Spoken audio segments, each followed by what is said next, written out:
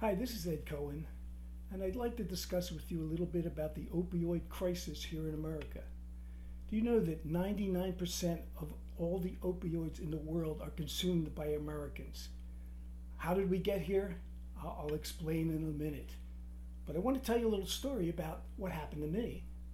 A while back, I was working as a pharmacist in a pharmacy in West Phoenix, and it was Saturday, and we were closing.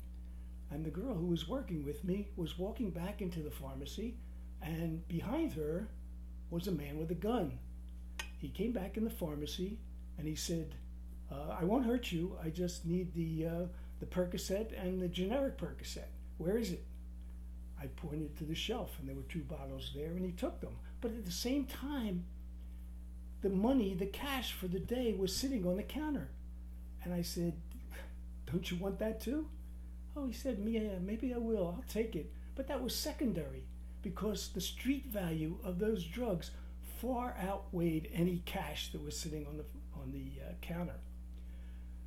How did we get here? Well, in 1986, the World Health Organization established a ladder, tiered approach to cancer therapy using only opioids. Well, that was okay, but after a few years, the hospitals got wind of this pain relieving drugs, and physicians started to write for it.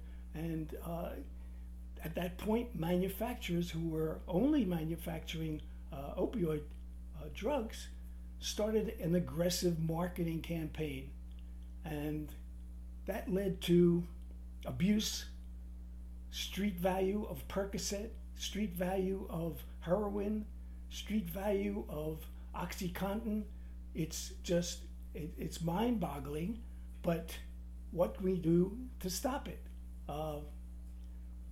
What we've tried is not working, but I will say this, that there's a drug out there, and it's called fentanyl, which is a synthetic opioid, is even worse than the other ones. It's 50 more times potent than heroin. And the FDA just recently approved a drug that's 10 times the strength of fentanyl. In Philadelphia, in the Kensington area, there is just a glut of fentanyl and heroin being mixed, and it has the largest rate of overdose deaths. So all I can say is, if you want to know something about a natural botanical that will relieve pain, you can email me at edcohen77@gmail.com. That's EDCOHEN77@gmail.com.